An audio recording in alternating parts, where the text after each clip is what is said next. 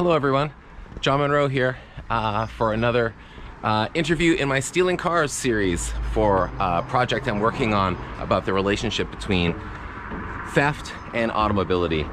And I'm really excited today because I'm on my way here in Birmingham. I'm on my way to the Jewelry Quarter to speak with Holly Harrison, an urban planner who lives and is based here in Birmingham. So I'm off to the Borough Shop, which is a favorite coffee shop of mine. So it'll be nice to meet Holly there and to begin to have a conversation about this issue of automobility, public space, the city, with someone who has so much knowledge and expertise about the local situation here in Birmingham. So Holly is an urban planner, and she studied geography in Coventry as an undergrad, and she did a master's degree in urban and regional planning at the University of Birmingham. And she worked on a master's project there on the idea of child-friendly cities. So a real kind of connection here with Ritu Parnadas's work, who I spoke with before. So nice to see some of the connections between these interviews that I'm doing as well. But she's also interested in a topic that I talk quite a bit about with Diane Nastikitsari, about the kind of ways that planning knowledge works in terms of authority, who holds knowledge or who is seen to hold relevant authoritative knowledge, and how that affects the planning process as well. So I'm interested in thinking about some connections between the discussion I'm about to have and some of the conversations that I've had before. But Holly is also part of a Jewelry Quarter visioning study group, which I'm really interested in. So the Jewelry Quarter, for those who don't know Birmingham, is a part of an important historic part of the city here.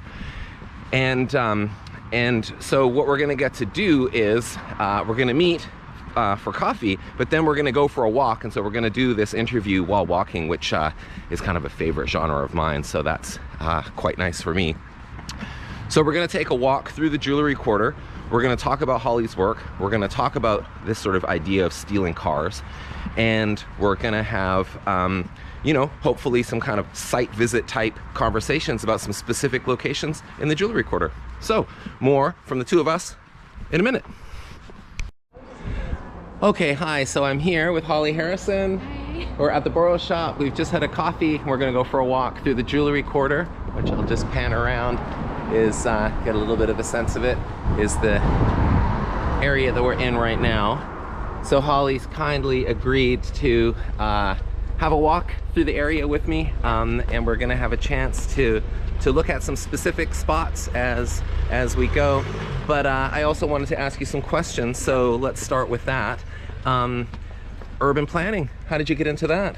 So I sort of became interested in it. I think I've spoken to you separately, but Yeah. I sort of always grew up in sort of urban areas and experienced sort of public transit and living in sort of built up environments. And I also used to play SimCity a lot.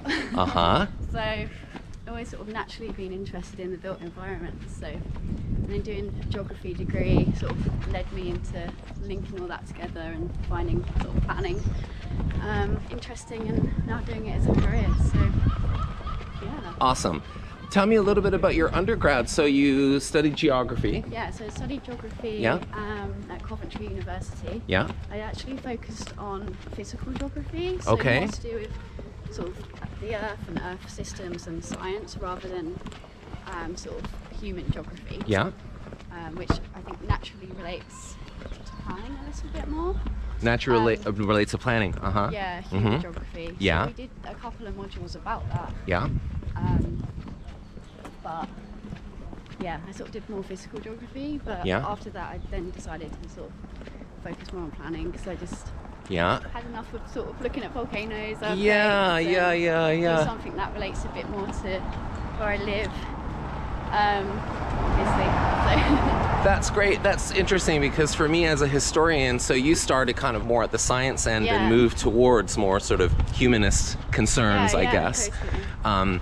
So in history, I mean, across the discipline of history, obviously we're in the humanities, but I feel like in the in the 2000s in particular, I mean, particularly like geographers like David Harvey, like historians started reading geographers more and just coming more to, I mean, we call it the spatial turn within history, but this idea that like the layout, etc., the spatial organization of places is a really important expression of racial, class, gendered power, and so on.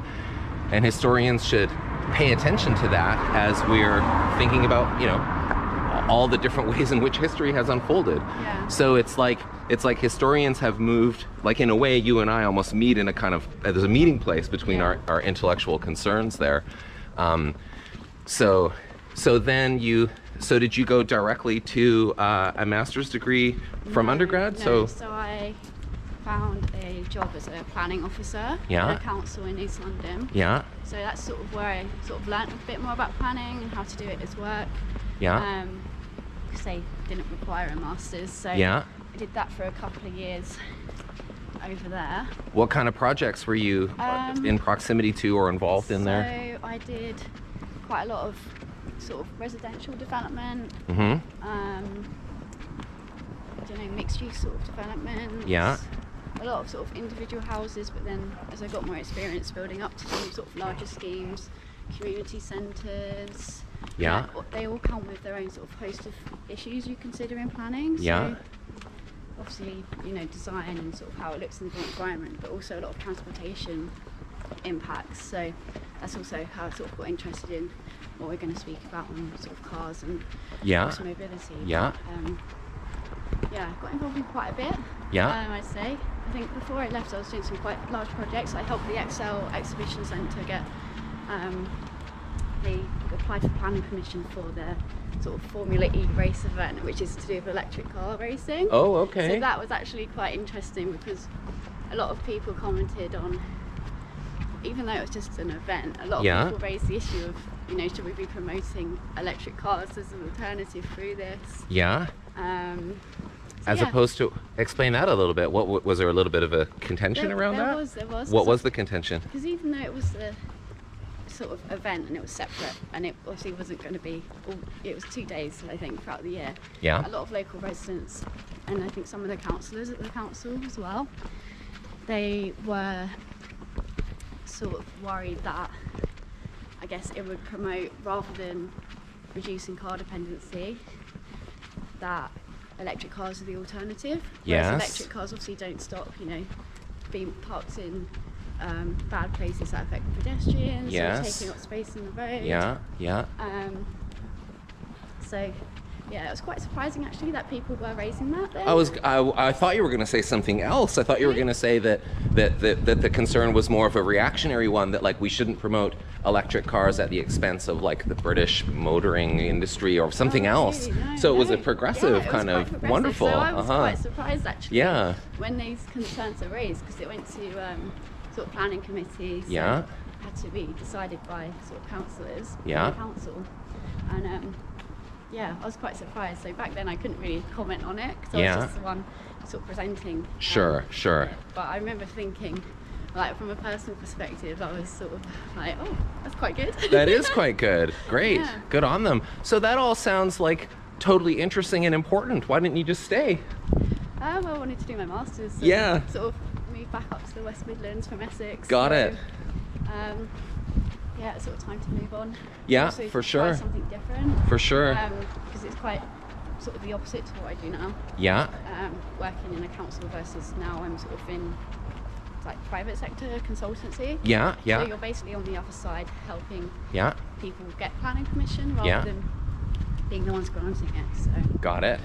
yeah. trying Very different interesting, things. and obviously, a master's degree is its own interesting intellectual challenge too. But then, of course, it also enables you to make more moves in terms of what kind of work you're going to Yeah, do, which totally. obviously you've done.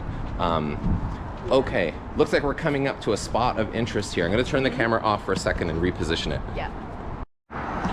Okay, so we're coming up to a spot here which I knew Holly would know something about and I'd want to ask her about. So let me just turn the camera around so we can see what this is here. And maybe... Okay, this is interesting. What are we looking at here? Okay, so this is sort of what what I'd call the edge of the sort of sandpits area. Yeah. Of the city, sort of the gateway between the Jewellery Quarter and the area by the arena, and then leading up to Paradise over there. So. Okay. Yeah, I feel like there's been quite a lot of issues. So I'm currently working on the Jewellery Quarter Visioning Group project. Yeah.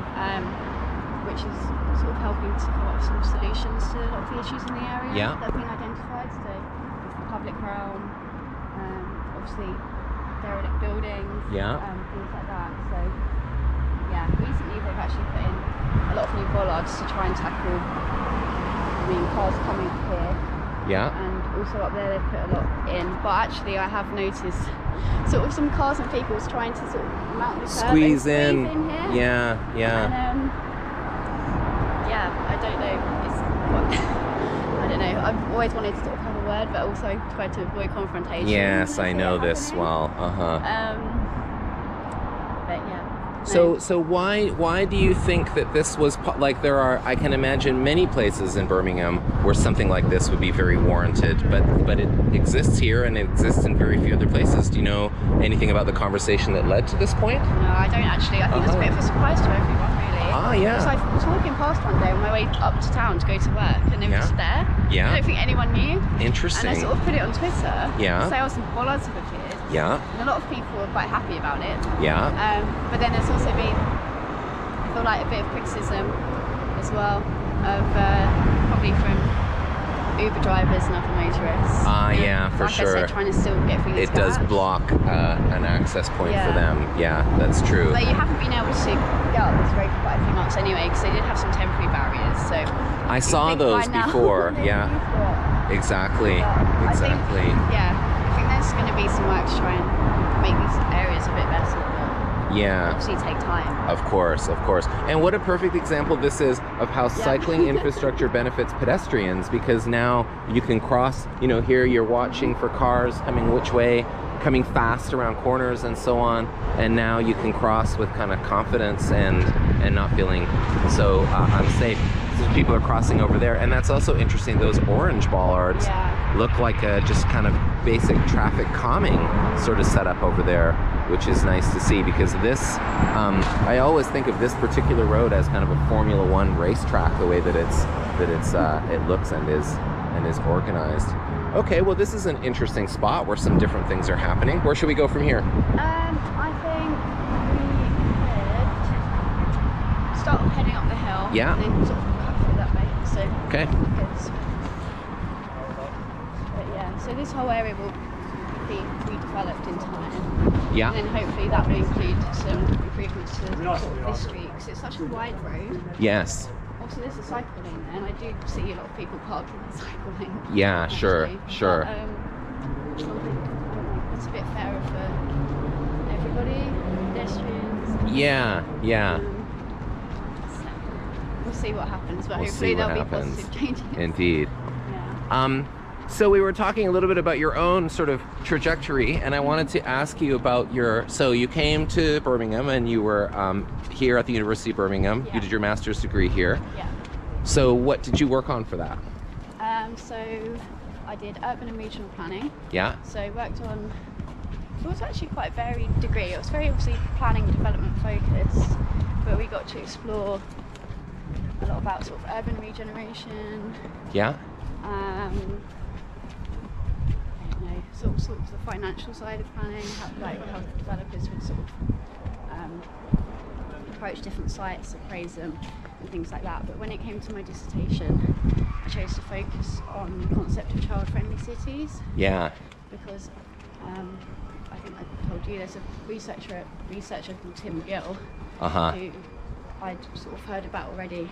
Yeah. Was interested in his work, so decided to explore the concept of child-friendly cities further, and how, if development in Birmingham is considering these concepts, because when a city is sort of child-friendly, it doesn't just benefit children, it benefits everybody. Yes. So how can we use infrastructure to improve that? So yeah, sort of interviewed developers, other planners, just to see if it was being considered in Birmingham. Yes. So I actually found that even though there's not really strict policies about child friendliness, or about the certain infrastructure that needs to be in place. Yeah. Some developments are indirectly considering it without realising. Okay. But obviously, at the same time, there's still major issues. I mean, some developments that I knew in Birmingham, I don't think as a parent you'd be comfortable letting them sort of roam around. Yeah. So, yeah, that's sort of what I focused on, and it got me really interested in sort of public spaces, public realms, streets. Yes. Yes. Yeah, how we use them. That's great. For me, that just speaks to a question I'm so interested in, a very basic question, but who is the city for? Yeah. You know, and obviously age is a important kind of category of analysis for thinking about that. It's also just so interesting listening to you because Rituparna Das, a researcher in India who works on children in the city, and just what you were saying was really echoing what she was talking about in a very different kind of national and urban context as well. So this is clearly a British issue, but it's also an issue obviously for cities around the world. So what would be so maybe describe a little bit more what a child-friendly like site would look like. Like what kinds of things would sort of would be indicative of child-friendliness in that way? So I'd say one of the main things is car-free streets and pedestrianised spaces for sure. Yeah. That's cross, yeah. So that cars are a massive inhibitor of child-friendly spaces. Yeah. They naturally are. They take up all the space. You know, as a parent, you probably don't want to let your kids run around when there's cars. Yeah. Going up and down the road at high speeds. So car-free spaces. There's also opportunities for what's called informal play. Okay. So rather than having a designated playground, you'd have interventions within street furniture, landscaping that enables children to sort of explore and play without having sort of almost a gated off area that's designated for them. Yes. And that actually the whole environment is for them. So there's sort of a couple of things you'd be looking at. But it's mainly surrounding how public realm is used. Yeah, sure. And the ability of children to sort of move around and occupy the spaces without adult supervision. Yes. So. And cars are just it's directly and like not quite entirely, but quite largely just simply about the way that cars interact with spaces. It all came back to cars really. And I was looking at it. So when I was making my own conclusions, I was just finding that you know, if we didn't have cars, then kids would be able to do this. All the different factors came together. So I do think the main thing is having car-free streets. It's so interesting. So even like the apartment complex that I grew up in Vancouver, it had space for parking for everybody, but the parking was kind of all around the perimeter of the development. And then the development itself had all kinds of paths and different trees and different sections. A formal playground, but it wasn't fenced in, and just other areas where we played. And I didn't even, you know, especially as a child, I just took for granted. I didn't realize like just how much that spoke to exactly what you just said. The whole thing was ours to roam around on without our parents worrying about us getting run over, basically. Whereas, a lot of places here in Birmingham especially, I think you'd be quite lucky to find that. So. Yeah, exactly.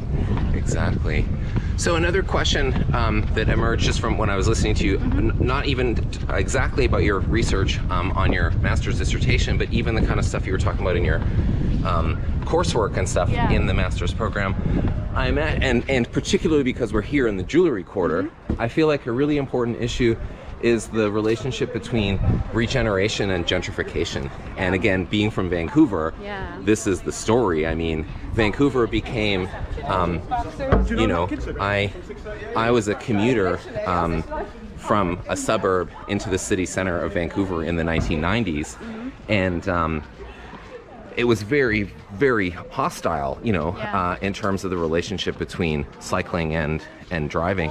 Now it's much better. It's no doubt about it. Vancouver, still lots to do, but it's much, much better than it was.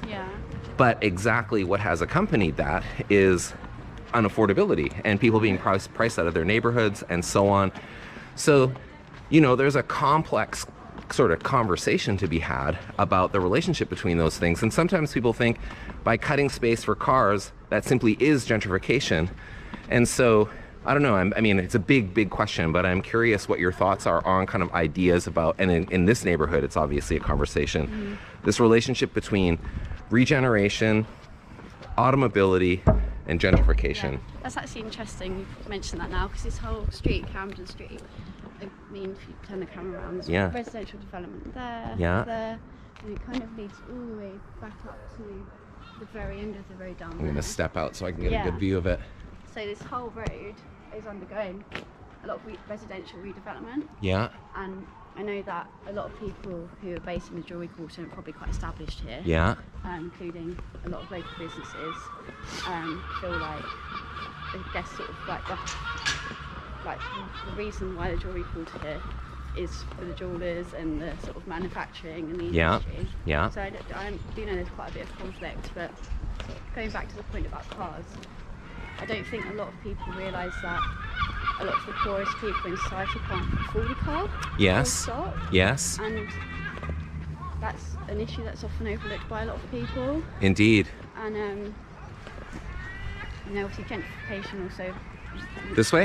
Yeah. Negatively affects poorest people as well. Of course. Actually, I've experienced that quite a lot with working in East London with the Olympic Games. Oh yeah, tell us about Stratford. that.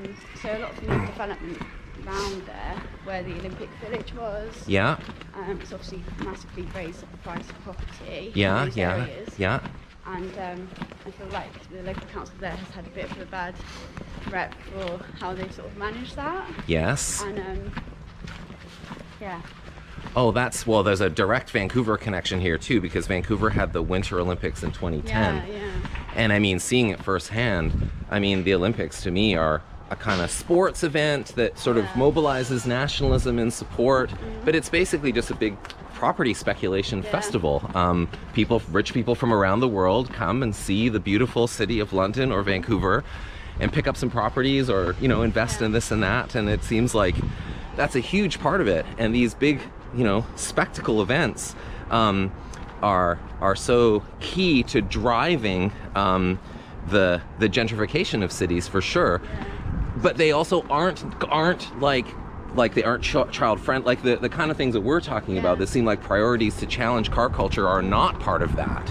So there seems like there's sometimes a disconnect between thinking about making the city more accessible for pedestrians and cyclists and gentrification. Like it's like, I don't know, correlation or causation. Sometimes it's a bit of both, and I struggle a bit to kind of think through this relationship as well. That's funny you say that, 'cause obviously we've got the Commonwealth Games coming up. Right. And I do think, actually, thinking about development in the street and sort of how property prices, they are definitely going up in the Jewellery Quarter. Yes. I've noticed that properties I've been looking at for rent, Yeah. my rent's probably definitely going to increase. Right. And, Right. I'm sure there's a lot of local residents who, you know, feel like negatively affected by a range of things. Of course. By, like people like me, I guess, like young professionals from out of town coming and moving in and almost contributing to that. Yeah.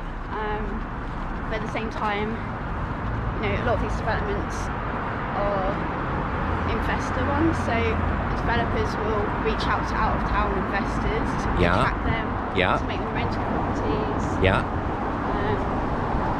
rather than market housing, or affordable housing for local residents. So yeah, it's a massive issue, but I don't think a lot of people also fail to realise. Obviously, gentrification is a huge problem, but improvements sort of to the public realm and installing, you know, like segregated cycle lanes, and all that will benefit the local residents already there as well. Yes. Yeah. So it's a really complex issue. It is. And you could go down so many different routes talking about it. That's right. That's right. Yeah. But, yeah.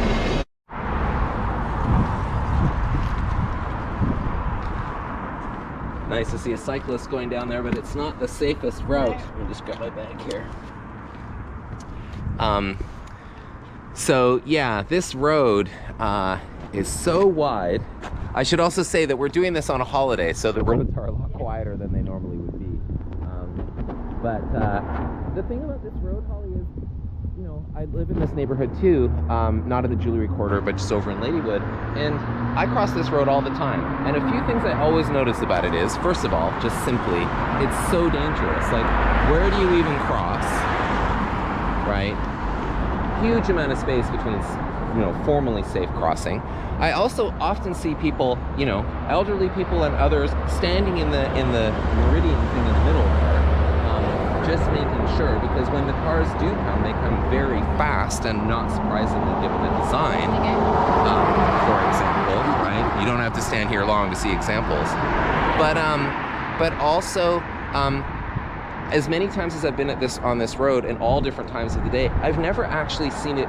It just seems like a real excess of space, because there doesn't seem to be much justification in terms of the amount of traffic. I've never seen it that busy. It just seems like a needless racetrack, essentially. Yeah, I've never seen it really that busy as well. Yeah. I think the times I've seen it busiest is in the morning, sort of rush hour. Yeah. But it's mainly because that's it. I feel like there's probably just half an hour, twice a day, where it's relatively busy. Yeah. Other than that, there's no need for it to be this wide, for sure. Exactly. Definitely fit in some better public realm and cycling infrastructure. And it just makes it such a barrier between this side of the road and this side. Why don't we walk up this way and see what else? I feel like I was talking to somebody about this the other day. It's actually really not that far to get from the jewelry quarter down to Brindley Place in the arena. Yeah. But it almost feels further than it is, because you have got this massive physical barrier that is the road. Exactly. Because it's not a very attractive environment to be in or to use. No. So That's right. And the fact that it is a holiday, there's less people about, but also less people are at work today, and if it was more friendly, we would probably see more than just the tiny handful of pedestrians that we see and that one cyclist. Yeah, totally. This area does have these little pockets of public realm. But they're really not that good quality. Yeah. If they were, people would be sat here using them. Exactly. And typical for Birmingham, you also don't have to go very far to see all kinds of beautiful architecture everywhere. Even someone like me who knows nothing about architecture, I just marvel at how many, just lovely old buildings, and some new ones too, are interspersed. I would imagine it is, just look at it. And yet look what's right in front of it. It's just, real wasted. It does really feel like there is this physical barrier, because you've got some really interesting changes in levels here. Exactly. And the road is just here, ruining it. Everything. Exactly. And also interesting, that word blight, because that was the term, especially I'm a bit more familiar in the North American context, but in the North American context, blight was often the term used in reference to the areas that they wanted to raise in order to put in roads like this one. Yeah. And of course, racial dynamics were very central to all of that, especially, in Canada too, definitely. Black neighborhoods, I can think of kind of sort of appropriately, metaphorically in a way, in a city on the East Coast and a city on the West Coast of Canada, where black neighborhoods were destroyed to make freeways.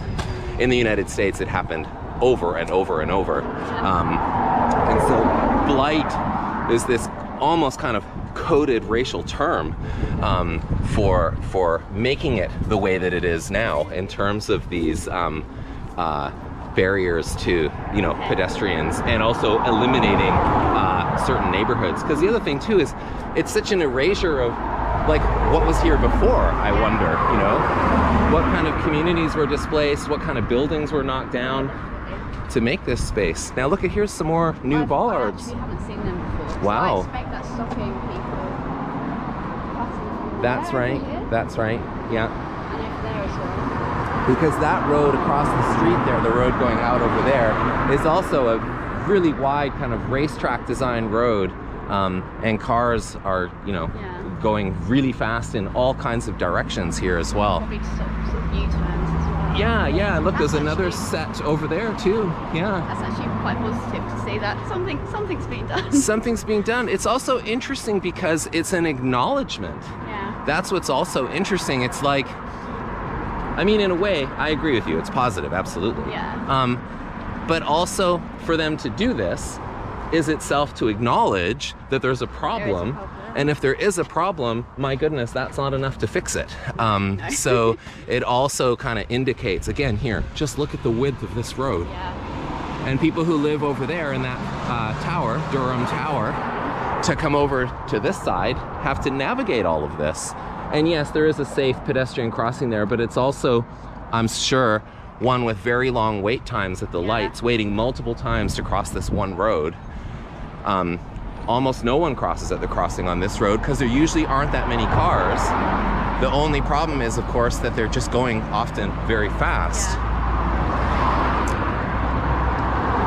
I feel like this part of the Drury Quarter has a disconnect to that area of Lakewood, which That's has got right. some really nice green space. That's right, that's right. Open space. And lots of housing over there too. But I just feel like nobody actually comes from there to there. Yeah. Even though how close it is, and that part of that is because of this road. This road, exactly.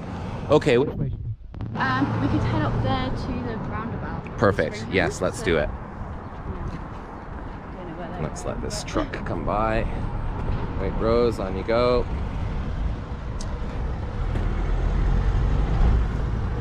This is quite a nice building, but in need of some care.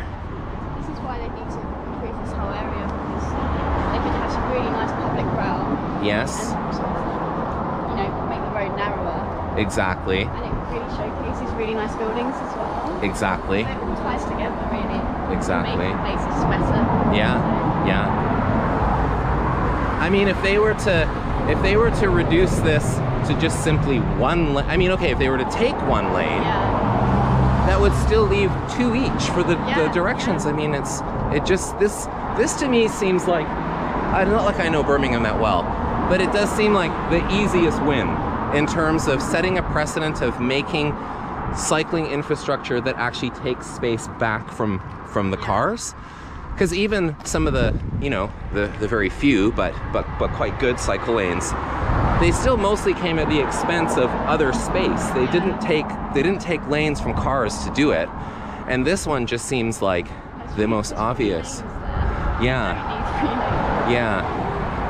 And then we've got this roundabout we're coming to, and beyond it, up that way, there's a whole bunch of new development, and that they could connect the area up there from the city hospital down to the city center, which I've done it on my bike. It's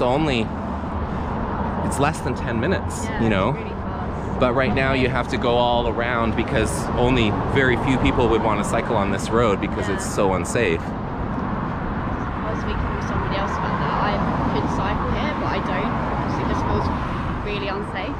Right. Because I'm not really an experienced cyclist either. Yeah. And that's I think the point about making it better for everyone. I saw a really good photo on Twitter of a new cycle lane that I think Islington put. Okay. The council in London. And the 6-year-old girl sort of just travelling down there for the first time with her dad. Yeah. And I was just like, there's so many opportunities around Birmingham to do that. That's right. So you can let everybody use the space fairly. That's right. We just don't. That's right. That's right. I mean, my kids are 8 and 10, and we, get around the city on our bikes largely. And there's just it's so stressful. It's so stressful. There's not one A to B in this city that we could possibly do that wouldn't have many stressful moments on it, because it all looks like this with those handful of exceptions. And of course, as everyone knows, if it's not part of a network, you can have an excellent bike lane, but you still have to get to it and from it. So, there's just, it needs to be all connected up, of course. And this, to me, is an epicenter of the problem. Partly because I live near here, and partly because I sometimes shop at this big Tesco grocery store here. So I'll turn the camera around. This is a lovely, and also it just makes me so sad to see how beautiful that building is, sitting right on this, next to this. So that's a public library in there, in that beautiful building that looks like it's getting some restoration, which is wonderful. But again, look where it is. So let's start with this, Holly. So what are your thoughts as an urban planner? What do you see when you look at this view?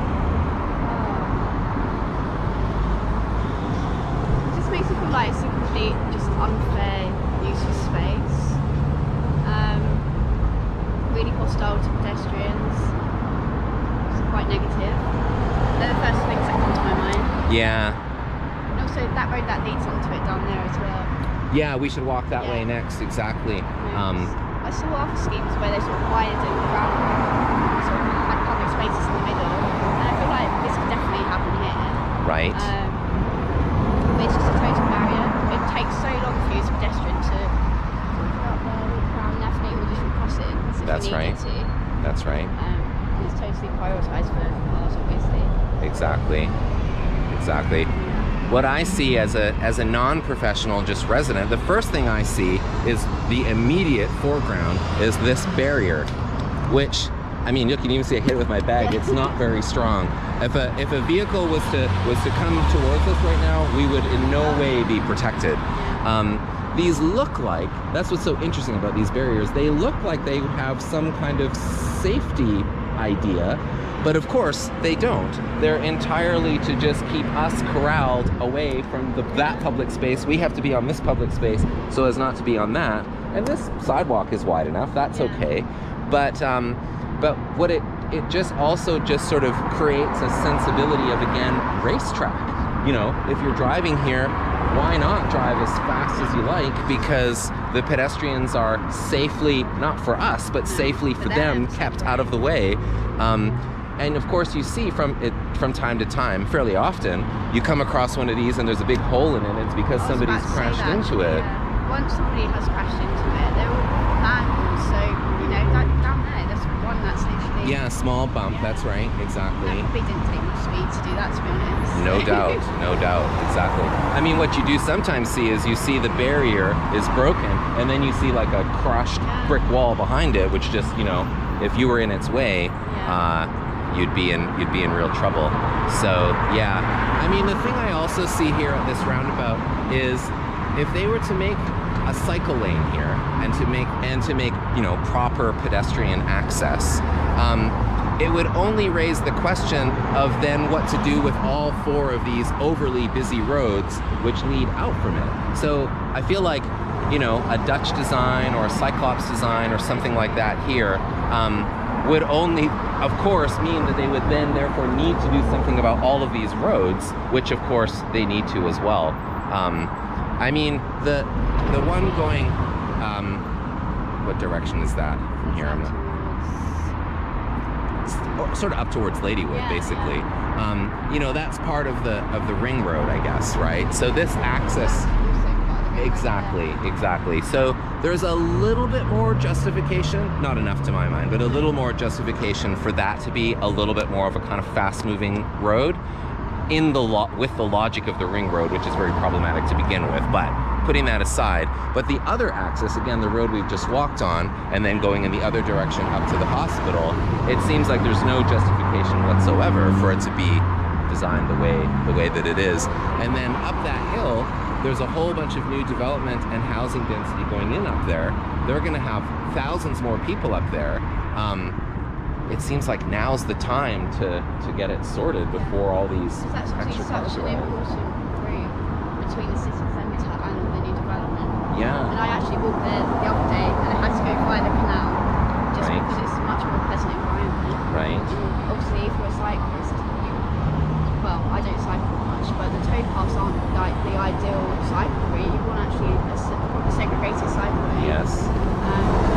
You're competing, you know, with pedestrians using that space as well. Yeah, exactly. And I do feel like a lot of people feel like towpaths are cycle routes when they're not. And we should be, you know, implementing things in spaces like this instead. Exactly. Like you see in, you know, a lot of different European cities, but for some reason in the UK there's just this massive disconnect, I feel. Yeah. Comparison. It's true. It's true. Yeah. Should we walk on? Yeah, sure. So speculating a bit here, but why do you think that is? Why is it different in the UK compared to other places in Europe, say? I feel like there's almost it's not necessarily the sort of physical aspects of the environment, it's sort of people's... That's okay. It's sort of people's behaviour. I don't know whether Brits feel more entitled to having a car and being able to sort of drive everywhere, maybe in the same mindset as maybe we have over like in the States and things like that. Yeah. or it's just the fact that people aren't really sort of used to it. Whereas I guess if you've grown up in some quite urban and dense European cities, the norm would be naturally to, you know, get on your bike from a young age. Yeah. And people just wouldn't be used to it here. And I feel like there does need to be this massive shift in your behaviour. Like, for example, like guys having to cross the road. Yeah, like, exactly. Kind of right there. Exactly. Yeah. And you see it all the time. And someone on a bike. Going off topic, but someone's literally on a bike. Yeah.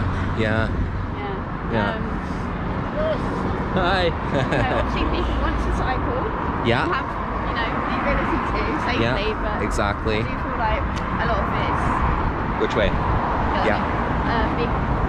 Anyway, back to it. A behavioural shift is needed. Yes.